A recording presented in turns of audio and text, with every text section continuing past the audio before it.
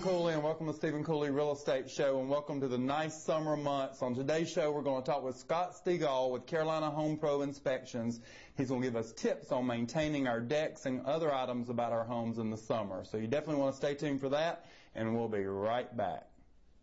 This presentation of the Stephen Cooley Real Estate Show is sponsored by South Carolina Bank and Trust. We believe in South Carolina. Hello, I'm Stephen Cooley, and welcome to the Stephen Cooley Real Estate Show. On today's show, we've got some great summer information from Scott Stegall with Carolina Home Pro Inspections. Welcome back to the show, Scott. Thank you, Stephen. You always do an amazing job for our clients and customers in inspecting their homes. As most of you know, between finding a home and closing on it, you have a home inspection to find out if anything's wrong. Scott does an amazing job at that, and we really appreciate that. And if you need a home inspection, you definitely want to give Scott a call. He comes with my highest recommendations. Things that people can do in the summer, I think we're going to talk about decks in particular. Yes, we are, Stephen. Talk about deck installation and safety. Okay, good.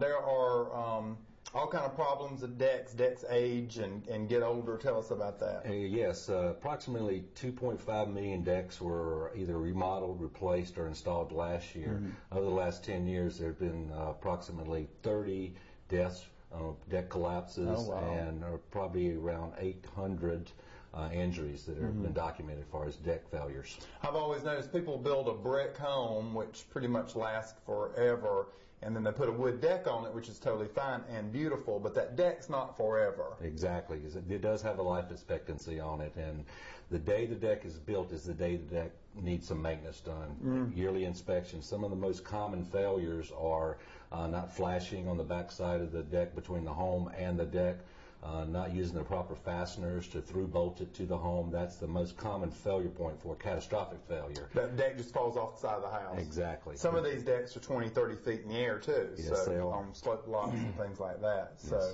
absolutely. What should somebody do? I guess first of all, have a deck inspection. Yeah, they can do a lot themselves as far as looking at their own decks, making sure that the connections are through the wall into the basement or crawl space, make sure it's secure there, make sure that the fasteners are corrosive resistance and they're not rusting away.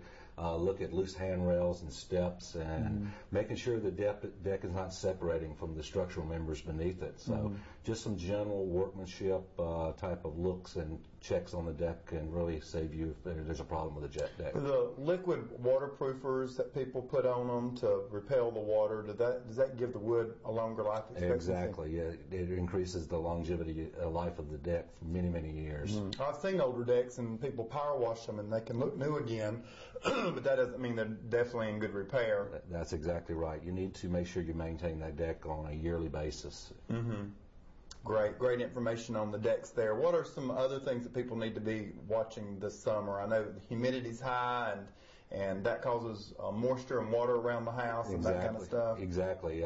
Water penetration into the crawl space is a big problem. Positive drainage around the house, making sure your gutters are clean, making sure the downspouts are flowing away, no negative grade area where water can be pooling around the house to get into a basement or crawl space. It really statistically reduces any damage.